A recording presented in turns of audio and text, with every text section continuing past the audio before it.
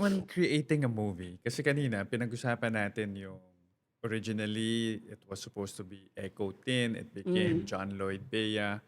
Uh, in the Philippines, tama ba na sabihin ko na artista-specific yung movies? Mm. Or meron ba tayong movies na talagang or films na talagang the story is just based on these characters and then people need to audition and you get the best fit for that character? Mhm. Um, meron ba tayong mga ganun? Or is it really na, syempre, it's still an industry, it's a Yeah. business, di ba? Na itong mga artista na to yung mabenta, Mm. gawa kayo ng pelikula na bagay sa kanila. Mm, mm. Ano ba yung situation natin dyan Okey. sa film? Kasi nga my experience has been solely with ABS-CBN. So, ang nangyayari kasi nga, again, as you said, it's a business as well, 'di ba? So, usually, you have contracts with your actors, 'di ba? That the company needs to fulfill. Mm. So, pag nakasulat do'n may ganito siyang pelikula na kailangan gawin, 'di ba? Iisip ka na, oh, kailangan na siyang gawan ng pelikula. Tapos if you put on yung producer's hat na you need to make money so that you can actually make more movies, and you need to make money because you're running a company that not only feeds your employees but feeds your employees' families. You have Yeah. to think that way. Yeah. So you have to think, sino kaya yung artista na gugustuhin panoorin ng tao? So you come up with parang combinations of artistas Yeah. that could work, or sino yung hottest love team na for sure may manunood. So gagawan mo sila ng pelikula, 'di ba? Pero may mga times rin naman na parang isip lang ng concept, ganyan. Baka naman mahanapan natin ng artista na gagawa niyan later on, In may terms of mga ganon. split, how would you split Siyempre it? mas ano sa 80% artista-based, 20%, or actually I medyo would say baka 60-40, 70-30? more like 90-10 siguro. 90-10. So, Yeah. ganun ka skewed Hindi, towards... again, ano kami ha, Yeah. we are a studio, 'di ba? Okay. Iba kapag kunyari sa I think mas sa indie and sa art house scene, mas sila o concept muna tapos we can audition. Kunyari sa case namin well, sa isa sa ginawa ko, hindi siya pelikula pero yung like He's Into Her. Okay. So that's an adaptation of a Wattpad novel that was published in 2012. Ito But yung Donnie and Donnie Bell. Belle, no? Yeah. So we acquired the material 2014. Okay? Tapos palapse na yung ano namin, yung kontrata, like yung adaptation rights namin. And somebody suggested, ayaw yung gawin yon into a series. Okay, so when we started writing it, 'di ba? Hindi pa namin alam kung sino yung artista. So ang ending, nagpa-audition kami. Ilang rounds kami ng auditions. So ang nangyari, yung artista na nilagay namin, si Belle, she looks nothing like the character that was envisioned by the readers. Pero siya yung pinakamagaling eh. 'Di ba? Siya yung may pinaka-chemistry pati. So parang yun, na nauna yung material bago yung artista.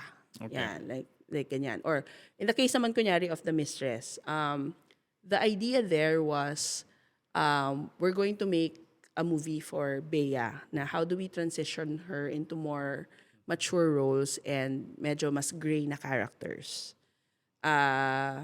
Pero bago yun kasi, ang sabi lang nila, gawa kayo nung time na yun, height ng kasikatan ni Sam Milby. Or parang ano naman siya talaga, sikat naman siya nun. So, it was going to be a Sam Bea movie. So, I was the producer, creative producer.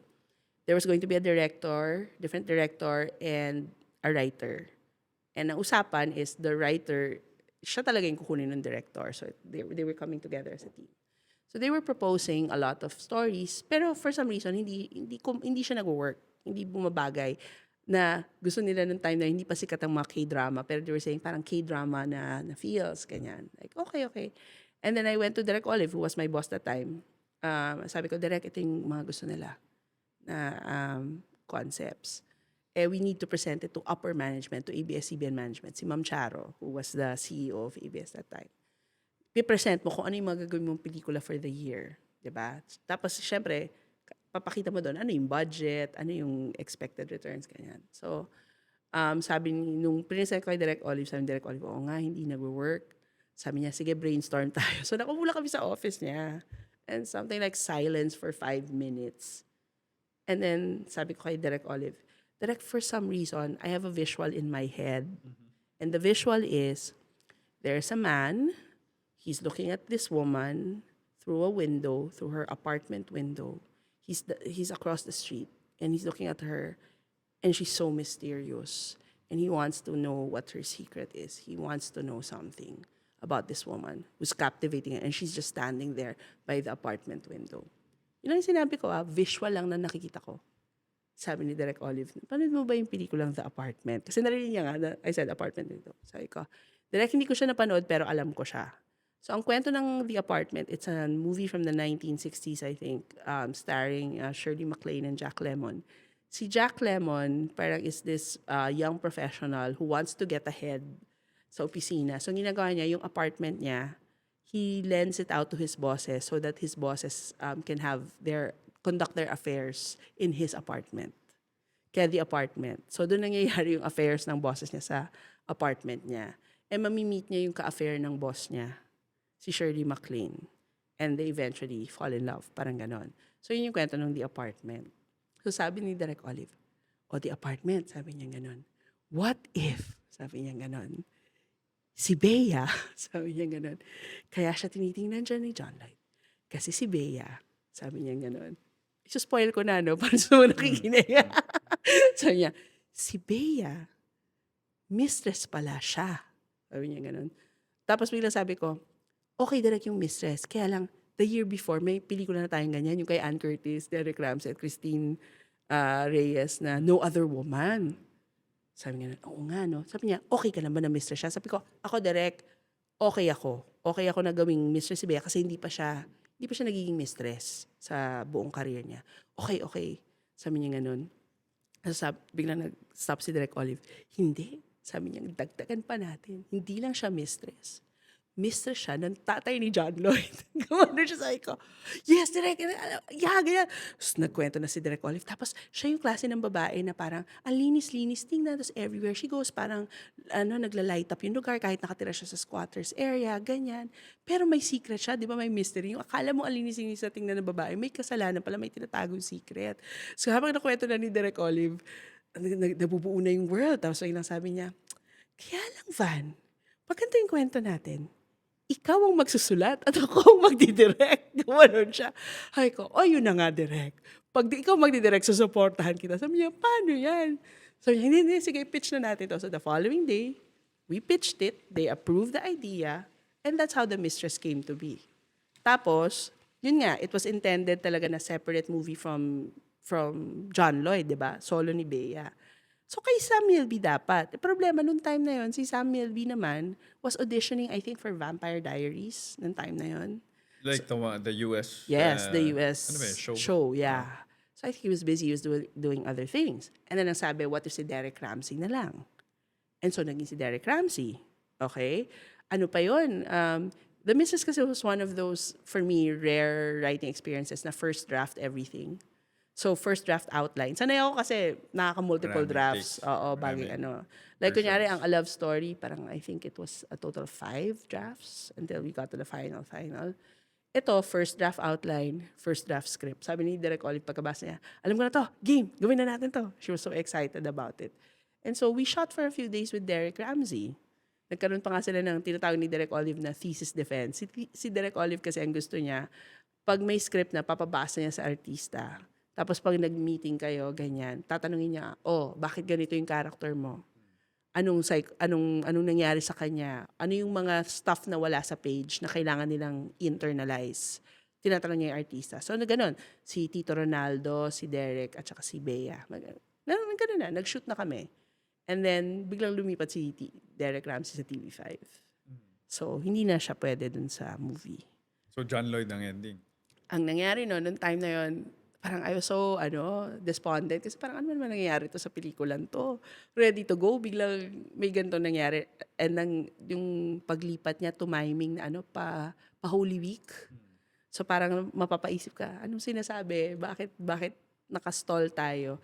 Napatext ako kay John Lloyd. Sabi ko, Grabe talaga yung nangyayari. I said a lot of other things na naintindihan na ni John Lloyd without me having to explain a lot. Sabi ko, grabe Lloyd. Kasi alam ko nung time na yon, there were offers I think for John Lloyd and Bea. But they, to switch networks, but they decided to stay with ABS. And loyalty talaga. Ganon. So, nung sinasabi ko yun, sabi ko, ang hirap maghanap ng bagong leading man para dito. Sabi ni John Lloyd, ako na lang, kung gusto mo, akong papalit. Sabi ko, ha? Seryoso ako ba dyan? Yeah, oo, sige. Ganun siya. Kayang-kaya ko yan. Ganun siya. Padala mo ako ang script. Sabi ko, hindi ako sigurado kasi nga the intention was, dapat may wala si John Lloyd at si Bea. Bakit ko isasuggest si John Lloyd, di ba? Pero nung naghahanap na kami, I told Tita Malu and Direk Olive na nag-message po sa akin si John Lloyd. Padala daw sa kanya yung script. Sabi nila, seryoso ba siya dyan? Sabi ko, tingnan po natin. Yun ang sabi niya sa akin. So, kinausap nila si John Lloyd. Sabi ni John Lloyd, padala po yung script, babasahin ko. And so, we met John Lloyd in this restaurant na nandun yung script. And then, ang sabi namin, huwag kang ma-pressure kung hindi mo gusto, okay lang. So, ang ginawa namin, habang kumakain siya, nasa labas kami, lumabas muna kami para makapagbasa siya. Tapos, nung tinawag niya na kami, may luha siya sa mata, tapos niyakap niya ako. Sabi niya, ate, ang ganda, naiyak ako talaga. Gawin natin to. I'm gonna do it. Hindi ko alam kung paano maging sexy kasi requirement na character sexy. Pero gagawin ko to. I love it. Gumanon siya. So, kaya naging si John Lloyd. Yun. Pero hindi siya ang original na intention na Na ngayon nga, sinasabi ng lahat ng tao, wala kaming ma-imagine na ibang tao na pwedeng gumawa nun. Sabi ko, pero nung si John Lloyd, sabi ko, kinailangan ko rin namang i-adjust ng konti yung script para mas bumagay kay Lloydie. Pero ganun nakagaling na artista si Lloydie na parang yung original hulma nung character na carry off niya. Saka sabi ko, yung sexiness naman kasi ni John Lloyd is not something physical. It's something na has to do more with his personality. So, ganun namin siya ginawa. Pero yan, tinan mo, it's intended for a different artista, but a different artista did it. Pero most of the time, meron kaming, mga ideas kung sino yung pwedeng gumawa or mga obligations minsan, contractual obligations, 'di ba? Or sometimes there would be times when you can say, ay, nakikita ko to for this artista na kailangan natin gawan ng pelikula. Pwede ba? 'Di ba? Or may director magpipitch. May mga ganun. Pero most of the time, artista-driven kami kasi studio type na kami. But with others, mas more kung ano yung naisip nila and then ibabagay nila. Or kung sino yung artista na talagang babagay doon.